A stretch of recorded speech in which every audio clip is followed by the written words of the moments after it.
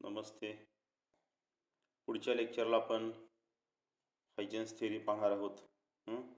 पाठीमागच्या लेक्चरला आपण लाईटची जी काही इन्फॉर्मेशन आहे, न्यूटन्स कॉर्पस्क्युलर थिअरी पाहिलेली. त्याच्यानंतर वेव्ह थिअरी आहे, त्याच्यानंतर मॅक्सवेल्स थिअरी, अशा वेगवेगळ्या थिअरी आहे, त्याचं डिस्कशन आपण केलेलं आहे. आता आपल्याला बघायचं की हायजेन्स थिअरी, आणि ही थिअरी पाहण्यापूर्वी याच्यामध्ये आपल्याला समजून घ्यायचं की प्रायमरी आणि सेकंडरी सोर्स आहे. Primary and secondary source of light म्हणजे काय असतं. तर हे पहा. तर सोर्सेस जे आहेत लाईटचे सोर्सेस, याचे दोन टाईप्स आहेत. एक प्रायमरी आणि सेकंडरी. आता प्रायमरी सोर्स म्हणजे काय आहे, तर जो काही नॅचरल सोर्स आहे पहा. Primary sources are sources that emit light of their own. कळतं आपल्याला. प्रायमरी सोर्सेस म्हणजे सोर्सेस ऑफ लाईट आहेत. Primary sources of light are sources that emit light, कळतं पहा, of their own, because of their high temperature, because of the effect of the electric current and so on. म्हणजे स्वतःहून काय करतात, ते light emit करतात their own. ते कशामुळं असेल, तर अशा सोर्सेसला प्रायमरी सोर्सेस म्हणायचे. मग आपण एखादा ग्लो केलेला बल्ब असेल, सन असेल, स्टार्स असेल, त्याच्यात इलेक्ट्रिक करंट फ्लो केल्यामुळं, बरं आहे का, बल्ब असेल, टी व्ही असेल, याच्यापासून मिळणारी जी काही लाईट आहे, केमिकल न्यूक्लिअर रिॲक्शनमुळं असतील, तर हे सगळे प्रायमरी सोर्सेस ऑफ लाईट आहेत.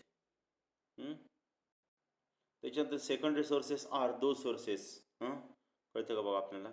सेकंडरी सोर्सेस जे आहेत, ते secondary sources are those sources which do not produce light of their own but receive light from some other source. स्वतःहून लाईट प्रोड्यूस करत नाही आहेत, दुसऱ्या सोर्सपासून लाईट रिसीव्ह करतात आणि मग ती लाईट आपण यूज करतो.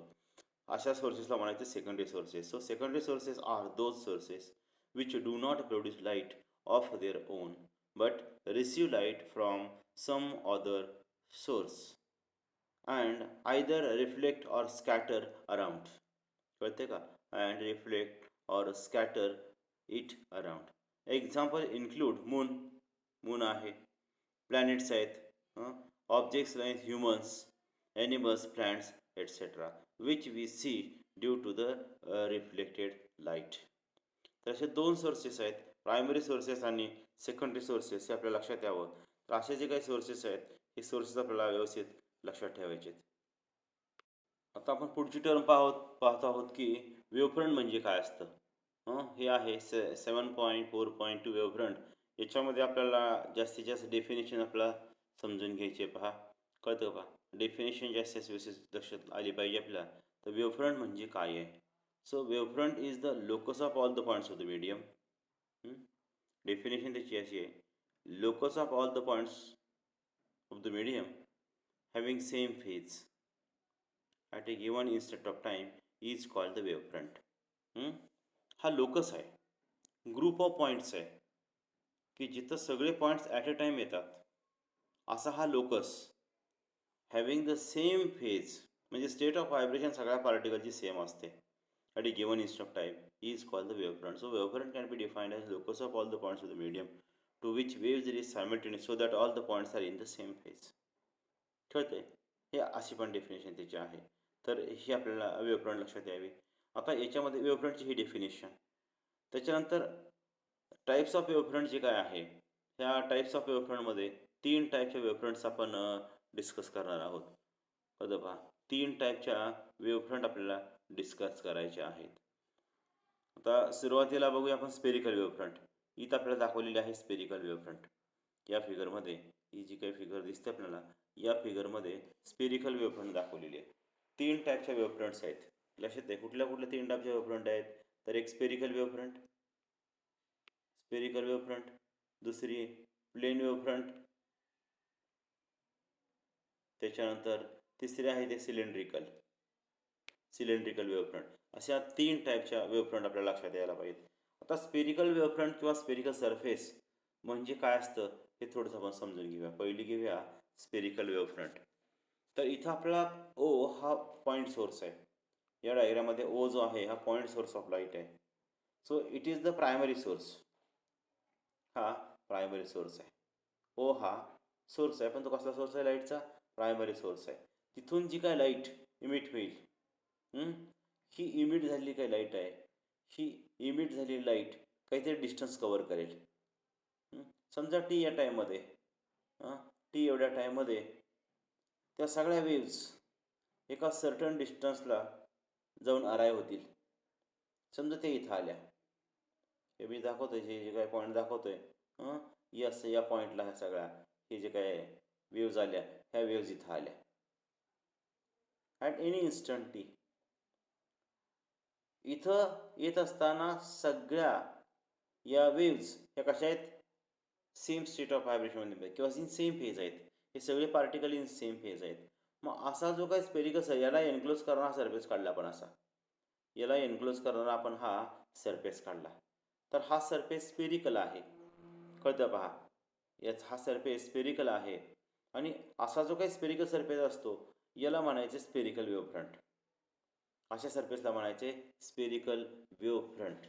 बघा, लक्षात आहे का पहा, की जिथं सगळे पॉईंट्स जे आहेत, हे सगळे पार्टिकल्स आहेत, हे ॲट ए टाईम आलेले आहेत, इन फेज आहेत.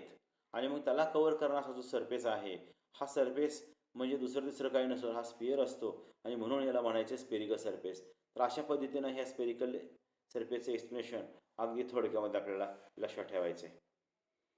पहा, इथं ओच्या काही ठिकाणी ओ हा सोर्स आहे, कळतं पहा. तर सगळ्या वेव्ज किती डिस्टन्स कवर करतील? तर सी ही स्पीड ऑफ लाईट असेल आणि टाईम टीमध्ये सी टी एवढे डिस्टन्स कवर करतील. म्हणून ह्याची रेडियस सी टी येणार आहे, या स्पिअरची रेडियस सी टी येणार आहे, कळतं पहा. आणि सेंटर ओ आहे. असा स्पेरिकल सरफेस म्हणजे स्पेरिकल वेव्हफ्रंट आहे. आता ही स्पेरिकल वेव्हफ्रंट ओरिजिनल होण्यासाठी जो सोर्स आहे, हा सोर्स कसा लागतो? सो सोर्स जो आहे, हा रिक्वायर्ड सोर्स हा पॉईंट सोर्स लागतो. सो इट इज, म्हणजे अशी स्पेरिकल वेव्हफ्रंट ही पॉईंट सोर्सपासून प्रोड्यूस होत असते. So spherical wavefront is obtained from a point source of light. त्याला पॉईंट सोर्स ऑफ लाईट लागते आणि जवळच, कळतं, त्या सोर्सच्या जवळच असा हा स्पेरिकल सरफेस आपण हा कन्सिडर करतो. हे झालं एक. हा कुठला झाला? तर ही स्पेरिकल वेव्हफ्रंट कशी दाखवायचे? तर हा असा कंप्लीट स्पिअर, म्हणजे इथे दिसताना तुम्हाला सर्कल दिसतंय, हा स्पिअर आहे, कळतं पहा. त्याची ही डायरेक्शन आहे अशी, अशी ती स्पेरिकल वेव्हफ्रंट दाखवतो आपण. ही स्पेरिकल वेव्हफ्रंट ही अशी दाखवली, इथे सेंटर आहे आणि ही डायरेक्शन आहे, कळतं पहा.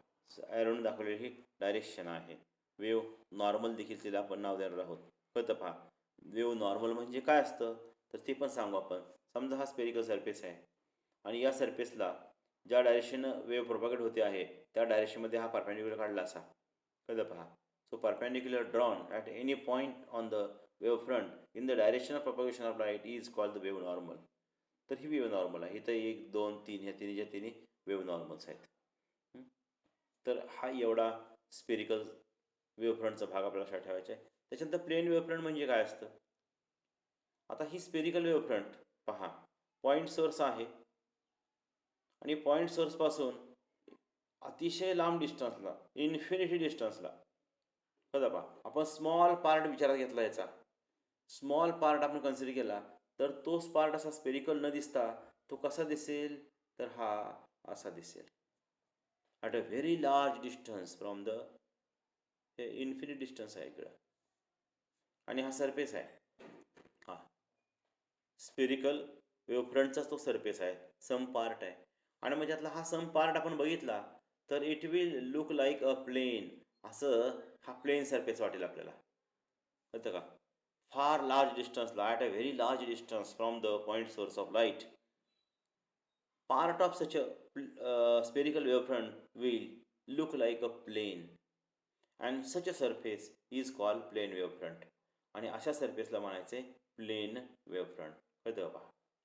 म्हणजे स्पेरिकल सरफेसचाच हा छोटासा पार्ट आहे, पण किती डिस्टन्सला घ्यायचं आहे? अतिशय लॉंग डिस्टन्सला घ्यायचं आहे, इन्फिनिट डिस्टन्सला कन्सिडर करायचं आहे, कम्पेरेबल व्हेरी लार्ज डिस्टन्सला करायचं आहे. तो स्पेरिकल पार्ट हा स्पेरिकल न दिसता कसा दिसेल? तो प्लेन दिसेल. आणि असा जो काही सरफेस आपण कन्सिडर करणार आहोत, this is called as a spherical is called as a plane wavefront.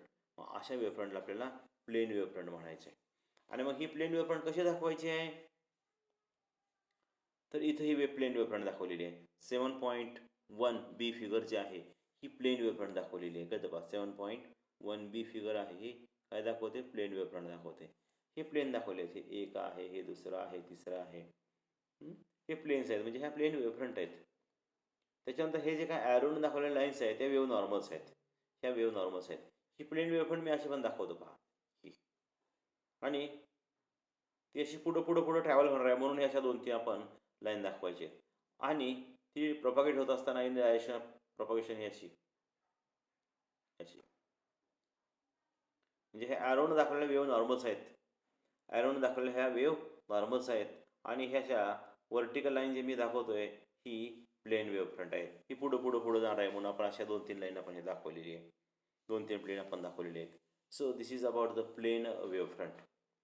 लक्षात आलं? This is about the plane wavefront. इथे ज्या काही नॉर्मल्स आहेत ह्या एकमेकाला पॅरल आहेत. All the wave normals are parallel to each other.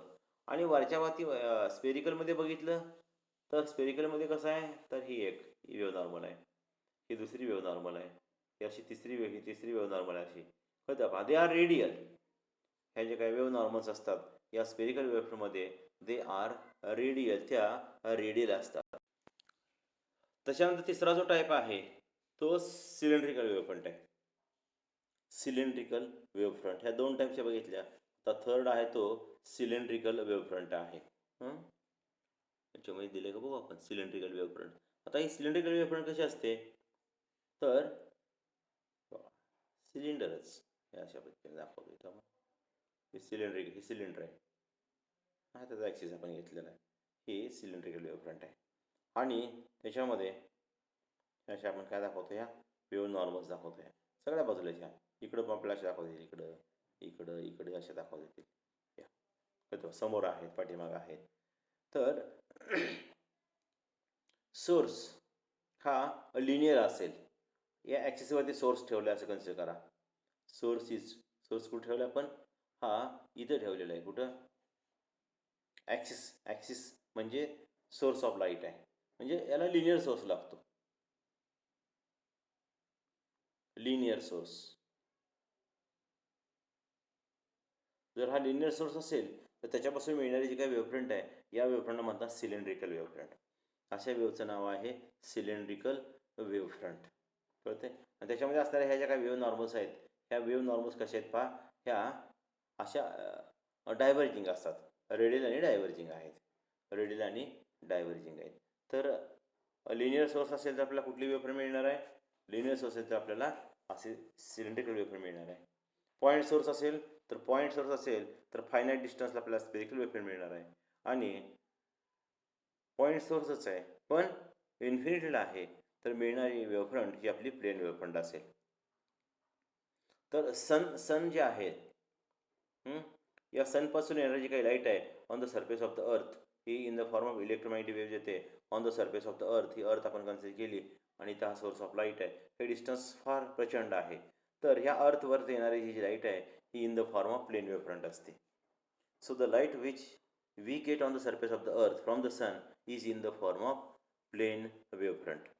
मला वाटतं हे लक्षात ठेवायला काही हरकत नाही. तर अशा पद्धतीनं प्रायमरी सोर्स, सेकंडरी सोर्स हे 2 सोर्स आहेत. त्याच्यानंतर वेव्हफ्रंटची definition locus of all the points of the medium which are in the same phase is called the वेव्हफ्रंट.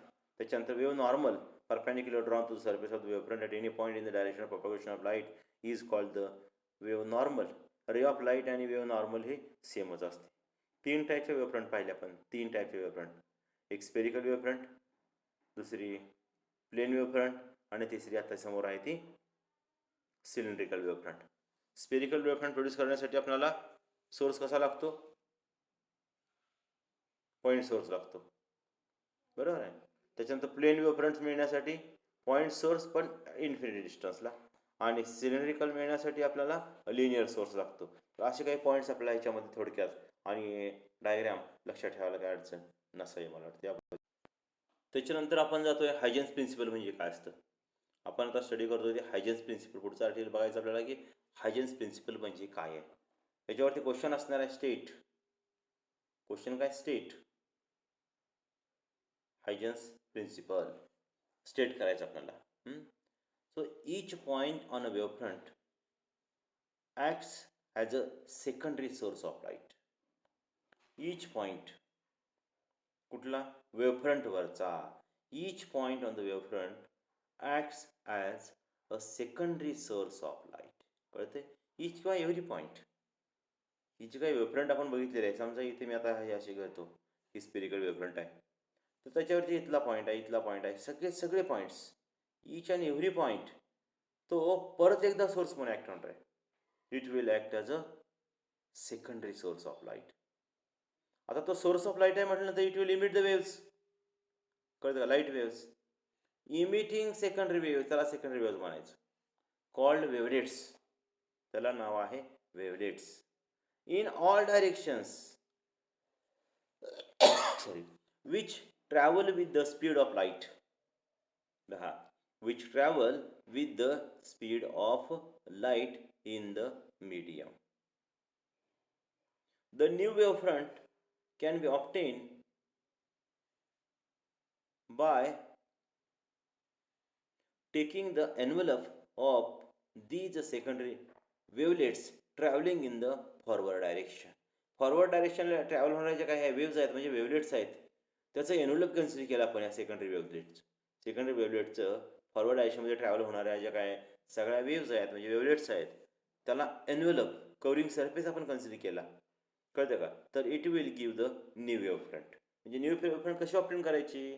तर the new wavefront can be obtain by taking the envelope of all the secondary wavelets travelling in the forward direction, and thus envelope of the secondary wavelets in the forward direction, and is thus the envelope of the secondary wavelets in forward direction. The wavelets traveling in the backward direction are ineffective. The wavelets traveling in the backward direction are ineffective. फक्त forward डायरेक्शनला travel होणाऱ्या ज्या काही waves आहेत त्याच effective असतात, backward डायरेक्शनला effective नसतात. हे एवढं मोठं जे स्टेटमेंट आहे याला म्हणायचं आहे, इथून इथंपर्यंत जे स्टेटमेंट आहे या स्टेटमेंटला म्हणायचं आहे it is called as Huygens principle. हे हायजन्स प्रिन्सिपल आहे. तर काय सांगतं आपल्याला हे प्रिन्सिपल बा कळते का? Each point on the wavefront act as a secondary source, emit the secondary waves, आणि त्याला नाव आहे wavelets in all directions, and they travel with the speed of light in the medium. हा एक गोष्ट लक्षात झाली. वेवफ्रंटवरचा प्रत्येक पॉईंट हा सेकंडरी सोर्स म्हणून ॲक्ट होतो, आणि सेकंडरी सोर्स सेकंडरी वेव्ज बाहेर पडणार आहेत सगळ्या डायरेक्शनला. हा एक पॉईंट झाला. आता न्यू वेवफ्रंट कशी ऑप्टेन करायची आहे? तर हे जे काय वेवलेट्स आहेत, म्हणजे सेकंडरी वेव्ज आहेत फॉरवर्ड डायरेक्शनला मूव्ह होणाऱ्या, त्याचा आपण एन्व्हलप घेतला, त्याला कवरिंग सरफेस काढला फॉरवर्ड डायरेक्शनला, तर it will give the new wavefront. अशामुळे आपल्याला जे काय मिळणार आहे, तो जो एन्व्हलप मिळेल तो आपल्याला नवीन वेवफ्रंट देणार आहे. बॅकवर्ड डायरेक्शन ट्रॅव्हल होणाऱ्या ज्या काही वेव्ज आहेत त्या इफेक्टिव्ह नसणार आहेत, त्या इनइफेक्टिव्ह असतात. म्हणजे फॉरवर्ड डायरेक्शनला मूव्ह होणाऱ्या वेव्ज फक्त इफेक्टिव्ह असतात, which give the secondary wavelets, म्हणजे which give the new wavefront.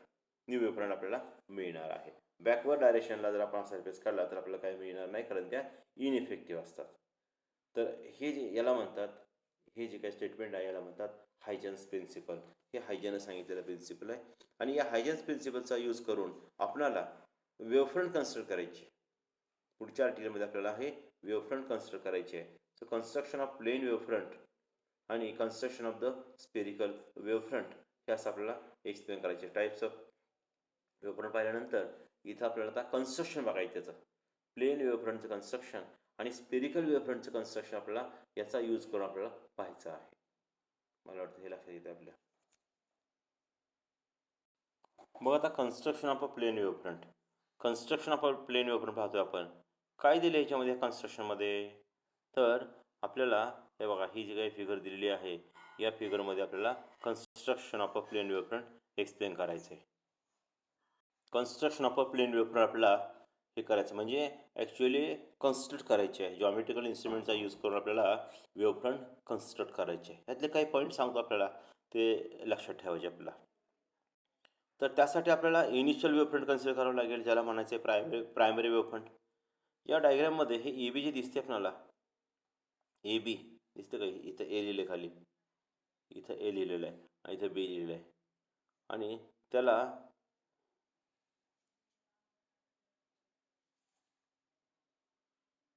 हे बी लिहिलेलं आहे, बरोबर आहे. तर ए बीला कनेक्ट करणारी अशी अशी आहे. हां, इथं ए लिहिलं आहे आणि इथं वरती बी लिहिलेलं आहे. ही जी काही वेव्हफ्रंट आहे ही प्लेन वेव्हफ्रंट आपण कन्सिडर केली आहे. ही प्लेन वेव्हफ्रंट आपण कन्सिडर केली आहे. तर आपला कन्स्ट्रक्शन ऑफ प्लेन वेव्हफ्रंट आणि कन्स्ट्रक्शन ऑफ स्पेरिकल वेव्हफ्रंट हे करायचं आपलं कन्स्ट्रक्शन. बघा लक्षात येईल. So consider a plane wavefront A B at any instant t is equal to 0. म्हणजे initially A B he वेव्हफ्रंट produce झालेली आहे, हे आपल्या लक्षात यावं. A B C is, A B C नाही तर इथे फक्त ए बीच नाव दिलेलं आहे. ॲट इन्स्टंट टी म्हणजे इनिशियल वेव्हफ्रंट आहे. आता हायजेन्स प्रिन्सिपल काय सांगतो आपल्याला, तर याच्यावरचा प्रत्येक point, every point on this wavefront, हे आपण काय पॉईंट कन्सिडर केले असे. फॉर एक्झाम्पल थोडे पॉईंट आपण कन्सिडर करूया. हे so according to Huygens principle every point on this wavefront will act as a secondary source. प्रत्येक पॉईंट हा सेकंडरी सोर्स म्हणून ॲक्ट होईल and emit the secondary waves. आणि सेकंडरी वेव्स इमिट करणार आहे. काय करेल तो, emit the secondary waves. Secondary waves तो इमिट करणार आहे. बघा लक्षात आलं का. आणि या सेकंडरी वेव्स ह्या बॅकवर्ड डायरेक्शनला पण असणार आहेत आणि फॉरवर्ड डायरेक्शनला पण असणार आहेत. तर बॅकवर्ड डायरेक्शनचे आपण कन्सिडर करणार नाही आहेत का, मग सांगितलं प्रिन्सिपलमध्ये त्या इफेक्टिव्ह नसतात, इनइफेक्टिव्ह असतात. मग फॉरवर्ड डायरेक्शनला मूव्ह होणाऱ्या ज्या काही वेव्ज आहेत त्याच्या फॉरवर्ड डायरेक्शनला मूव्ह होणाऱ्या ह्या वेव्ज अशा ह्या वेव्ज ऑल डायरेक्शनमध्ये, तर हे सेकंडरी वेव्ज आहेत किंवा वेव्हलेट्स आहेत. So these waves in time T, आपण असं कन्सिडर केलं की टी एवढा टाईम आपण कन्सिडर करूया. टी या टाईमला त्या कुठंपर्यंत ट्रॅव्हल होतील. So in time T if C is the speed of light, C is the speed of light, then the waves will cover a distance ct. ह्या ज्या काही सेकंडरी वेव्ज आहेत will cover a distance c t. C t एवढं distance t या टाईममध्ये सगळ्या waves cover करतील. आणि म्हणून taking c t as a radius, हे रेडियस घ्यायची. So taking c t as a radius and the points, every point on the wave front as a centre. कळतंय. सी टी ही रेडियस घ्यायची आणि wave फ्रंटवरचा एव्हरी पॉईंट हा centre घ्यायचा आणि काय करायचे, स्पिअर काढायचे. ड्रॉ स्पिअर्स. मी एक स्पिअर तुम्हाला इथे काढून दाखवतो. हा एक स्पिअर काढलेला आहे. हा स्पिअर काढला. पाठिंबा पण येईल असा हा, पण पाठिंबाची डायरेक्शन आपल्याला विचारात घ्यायचा नाही आहे. तो इनइफेक्टिव्ह आहे, बरोबर आहे. तो इनइफेक्टिव्ह आहे आणि म्हणून आपण काय करणार आहोत,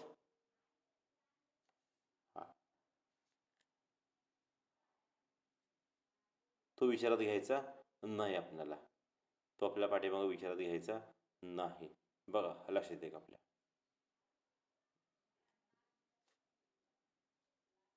फक्त फॉरवर्ड डायरेक्शनला मूव्ह होणाऱ्या ज्या काही वेव्ज आहेत त्याच विचारात घ्यायचे आहेत. आणि म्हणून इथे डायग्राममध्ये आपल्याला सर्कल काढले दिसतील. हे सगळे हे फॉरवर्ड डायरेक्शनला, इथं आहे, इथं आहे, इथं आहे. 2-4 सर्कल आहेत. आपण 3 जरी काढले तरी बाद झाले. बघा लक्षात येते का या पद्धतीनं. तर एव्हरी पॉईंट, समजा इथे पॉईंट घेतला मी, असे 2 पॉईंट कन्सिडर केले, तर हे पॉईंट काय करायचं आपल्याला, रेडियस कन्सिडर करायचे आहे आणि या पद्धतीनं हा स्पेरिकल सरफेस काढायचा आहे. त्याच्यानंतर इथं पण हा या पद्धतीनं हा स्पेरिकल सरफेस काढायचा आहे. आणि ह्याला वेव्ह नॉर्मल आहे, ती वेव्ह नॉर्मल दाखवायची राहिली मी दाखवते. वेव्ह नॉर्मल्स हे पहा, अशा पद्धतीने हे वेव्ह नॉर्मल्स तर आहेतच. मग draw tangential surface to all these spheres. आता हे जे काही सरफेसेस काढलेले आहेत हे परत कसं पहा सेकंडरी वेव्हलेट्स आहेत. तर वेव्हफ्रंट्स आहेत ह्या सुद्धा. याला एनक्लोज करणारा हा सरफेस काढतोय आपण असा. टँजेन्सी सरफेस काढला हा असा, हा टँजेन्सी सरफेस काढला की ज्याला नाव दिलेलं आहे ए डॅश आणि इथं बी डॅश. ए डॅश आणि इथं नाव दिलं आहे बी डॅश. आपल्या A dash B dash. So A dash B dash, A dash B dash will be the new wave front. A dash B dash will be the new wave front. इथं आपल्याला त्यांनी time T मानलेला आहे. इथं जो time आहे तो capital T consider केला याच्यामध्ये. इथं हा कॅपिटल टी आणि स्पीडला व्ही म्हटलेलं आहे म्हणून त्यांनी व्ही टी असं लिहिलेलं आहे. व्ही टी एवढा डिस्टन्स तो कव्हर करेल. व्ही टी मी सी टी सांगतो तुम्हाला, ते टेक्स्टमध्ये दिलेलं आहे. व्ही टी एवढं, व्ही टी एवढी रेडियस आहे. So this surface A dash B dash will act as a new wavefront.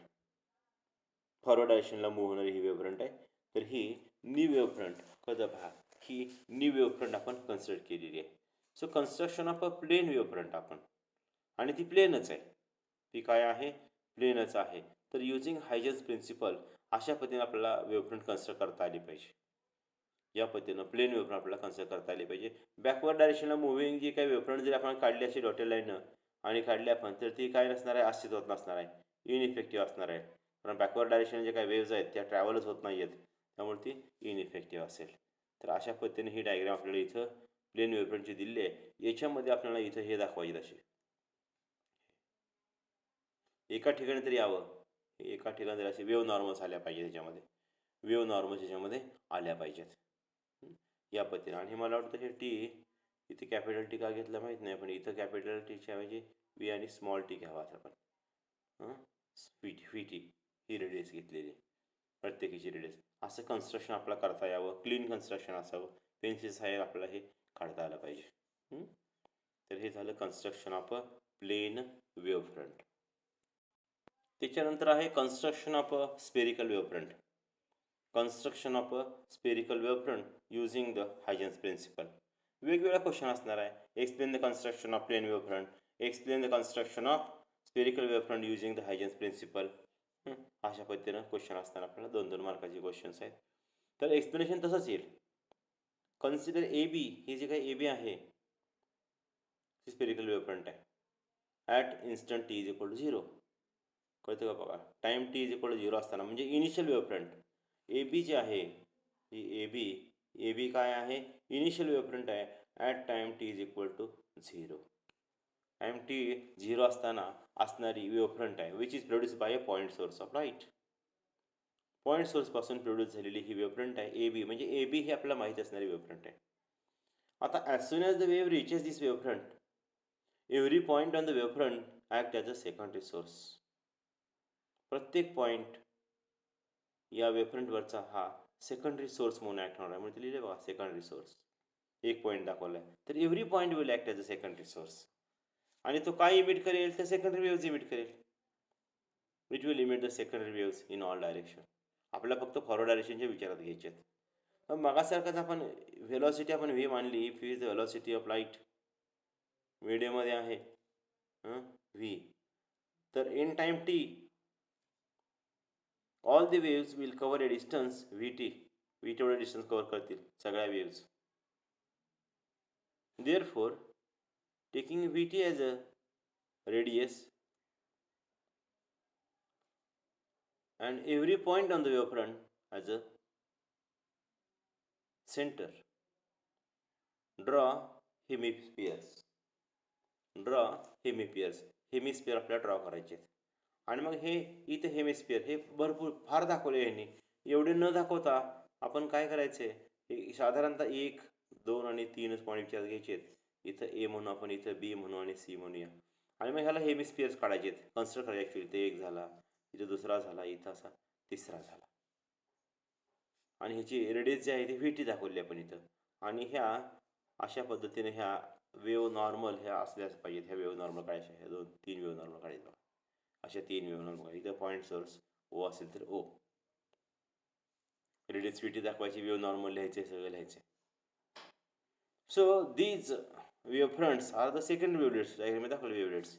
Draw tangential surface, याला टँजेंशियल सरफेस काढायचा आहे. Draw tangential surface to all these waves. याला टँजेन्शियल सरफेस काढला आपण, त्याला नाव दिलं आपण A dash B dash. So A dash B dash हा ए डॅश बी डॅश हा नवीन सरफेस आहे. So A dash B dash this surface which is a new surface will act as a, will give you the new wavefront. So it will give you the new wavefront. ही नवीन wavefront असणार आहे, new wavefront असणार आहे. आणि ही wavefront time टीला at instant टीला आहे. So it is the spherical wavefront. ही कसली वेवफ्रंट आहे?